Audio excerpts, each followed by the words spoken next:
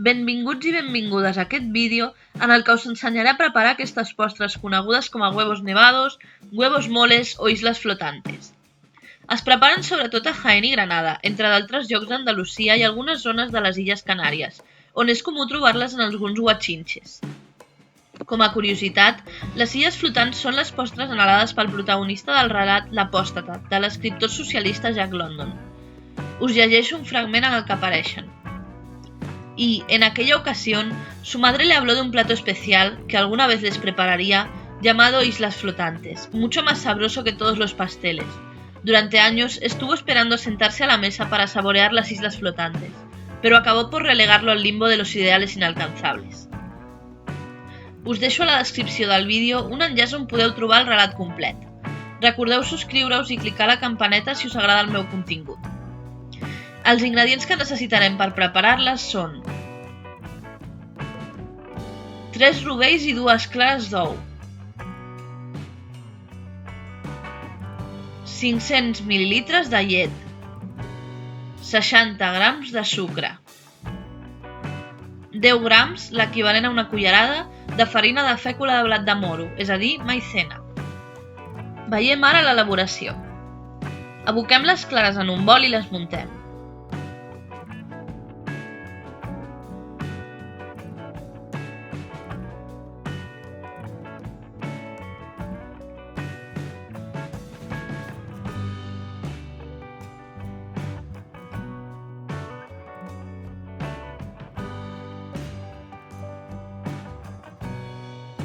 Es pot fer a mà o amb remenador elèctric de mà o de taula, però, en qualsevol cas, afegim una cullerada de sucre quan estigui a mig muntar i després seguim fins que es formin pics ferms com aquests. Podem comprovar amb els dits que tingui una textura sedosa i no es notin els grans de sucre.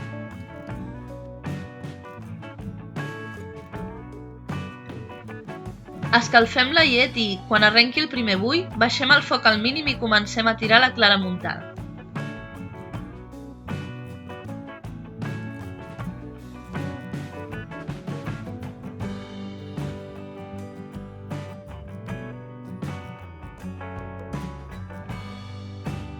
Podem intentar donar-li una mica de forma així, amb 2 culleres, o simplement podem deixar caure cullerades.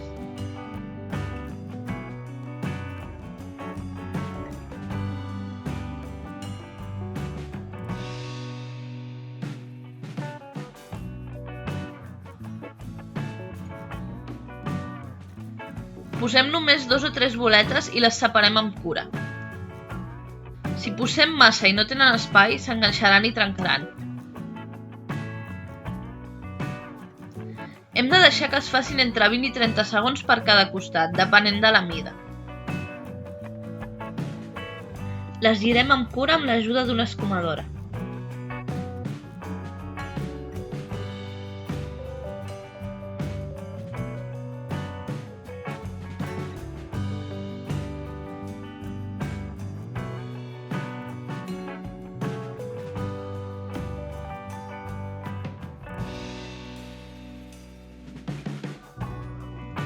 «30 segons més i ja les podem enretirar del foc amb l'escumadora i posar sobre paper de cuina perquè absorbeixi l'excés de llet.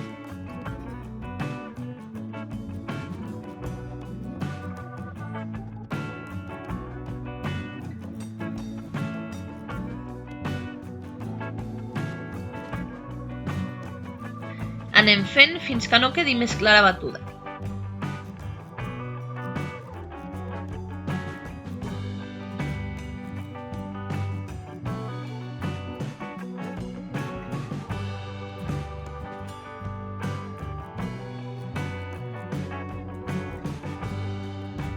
Veurem que, al bullir-les, augmenta el volum i després, en refredar-se, tornen a empetitir-se.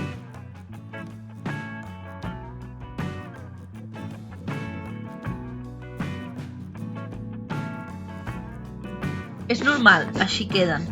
L'important és que estiguin ben cuites i no es desinflin del tot i quedin planes o aixafades i que no es trenquin. Enretirem la llet del foc i barregem en un bol els rovells d'ou, la resta del sucre i la farina.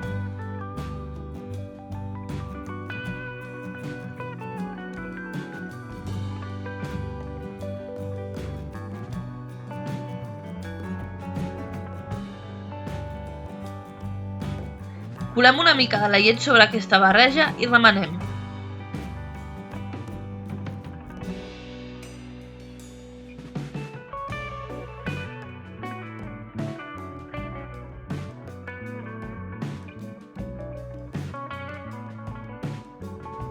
Hem d'anar afegint la llet de mica en mica i anar remenant ràpid perquè encara és calenta.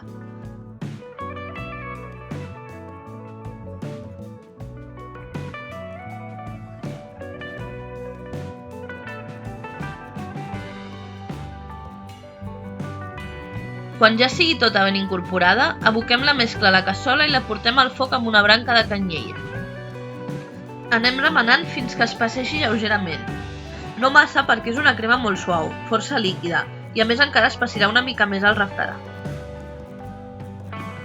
Traiem la branqueta, retirem la mescla del foc i l'aboquem en els recipients que haguem triat. Es pot servir una capa molt fina de crema en un recipient de fang gran o fins i tot una safata, o en format individual.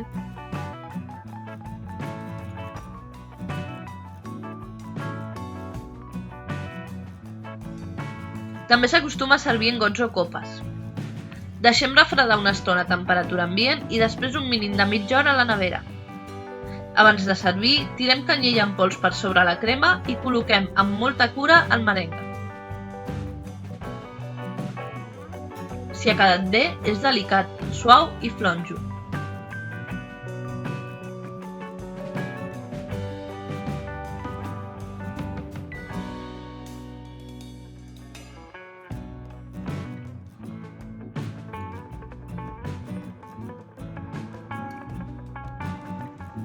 I ja el podem servir. Apa, doncs ja ho tenim. Mireu quin goig! Compartiu el vídeo si us ha agradat i ensenyeu-me les vostres fotos si feu aquestes postres. Bon profit i a reveure!